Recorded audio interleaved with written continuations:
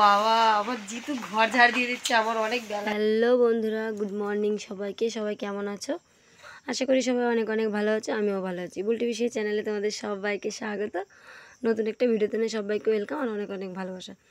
তো সকাল সকাল আবার ঝড় বৃষ্টি হচ্ছে, এইটা না দেখলেই নয়, আবার না মানে দেখতেও খুব ইচ্ছা করে। জলটা যখন পড়ে তখন ধরতেও খুব ভালো লাগে, কিন্তু আজকে ঝড় বৃষ্টি হয়ে যাওয়ার পরে আমি ঘুম থেকে উঠেছি। এই সবে মাত্র ঘুম থেকে উঠে মুখটা ধুয়ে নাইটিটা চেঞ্জ করে তারপরে শাড়িটা পরে নিয়েছি, তারপরে এখন রান্না করব। তার আগে ভাবলাম তোমাদের সঙ্গে একটু গল্প করে নিই। তো এই দেখো বৃষ্টি হচ্ছে এখনও অবধি। আর সবাই কম বেশি আমাকে জিজ্ঞাসা করে, দিদিভাই তুমি কি প্রতিদিন ভিডিও বানিয়ে প্রতিদিন ছাড়ো? না গো, প্রতিদিন ভিডিও বানিয়ে প্রতিদিন এডিট করে ছাড়া যায় না, কারণ সকাল থেকে সন্ধ্যা অবধি কাজ করে সন্ধ্যার সময় তো ভিডিও ছাড়া যায় না। তো আমি প্রতিদিনকার ভিডিও ছাড়ি না, আমি আগের দিনের ভিডিও তারপর মানে যেদিন ভিডিও ছাড়ি তার আগের দিনকে ভিডিওটা করে রাত্রে এডিট করে থাকি, সকালবেলা আমি ছাড়ি।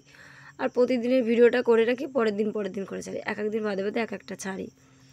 তো যাই হোক বন্ধুরা, তো এটা হচ্ছে বুধবারের হচ্ছে ভিডিও করা।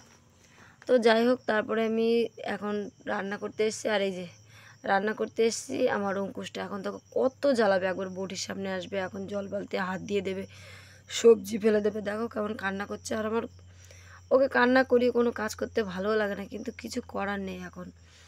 আর এখন এরকম করবে আর আমার রান্না করতে হবে। সবজিটা কাটা হয়ে গেলে তারপরে ওকে কোলে নিয়ে আমি রান্না করব।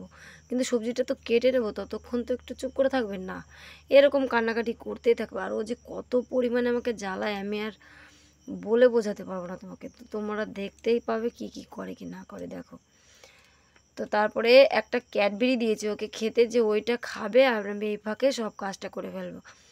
তো দেখো, একটা বাটি, একটা চামচ, একটা গ্লাস, একটা একটা করে জিনিস ওকে দেবো, খেলা করবো, আর এই ফাঁকে আমি কাজগুলো সারবো। তো ক্যাডবেরিটা দিয়েছি, ও তো একটুও খায়নি, পুরো গায়ে মুখে আর যা প্যান্ট পরানো প্যান্টে মাখিয়েছে। তো তারপরে সবজিটা কাটা হয়ে গেছে। তারপরে দেখো ওই মিস কেটেছিল ডিম, একটা ডিম ফেলে দেখো ভেঙে দিয়েছে। তো ডিমের কুসুমটা অবশ্য ছিল, তা আমি সাথে সাথে তুলে নিয়েছি। এখন জিতুকে ভেজে দেবো, জিতু খাবে। আর এইদিকে দেখো কি কি আকাম করছে। আর এইদিকে কারেন্ট নেই, অন্ধকারে দেখাও যাচ্ছে না বারান্দাটা ভালো করে। এই নিচে এঁটো বালতিতে জল ডাকি, তার ওই দেখো ওই কোথায় ঢুকে গেছে। ওই সবজি ছিল গাবলার মধ্যে, সব সবজিগুলো ওই এঁটো বালতির মধ্যে ফেলছে। তারপরে এদিকে আমি রান্না করছি, রান্না করতে করতে দেখি ও আবার ঘর থেকে বেরিয়ে গেছে। আবার ঘরে নিয়ে এসেছি, জামা প্যান্টটা খুলেছি, আমি এইখানে চলে এসেছি। তারপরে দেখছি বসে বসে কী করে, আবার বেরিয়ে গেছে। তো যাই হোক বন্ধুরা, তারপরে ও উঠানে প্রচুর কাদা ছিল, ওর মধ্যে পড়ে গিয়েছিল। তারপরে আর ভিডিও করা হয়নি, পুরো কাদা মাদা ভরে গেছে ওর গায়ে। তারপরে ওকে স্নান করে নিয়ে এসেছি। তারপর জিতুকেও বলেছি, বাবা তুমি স্নান করে এসো। জিতু স্নান করে এসছে।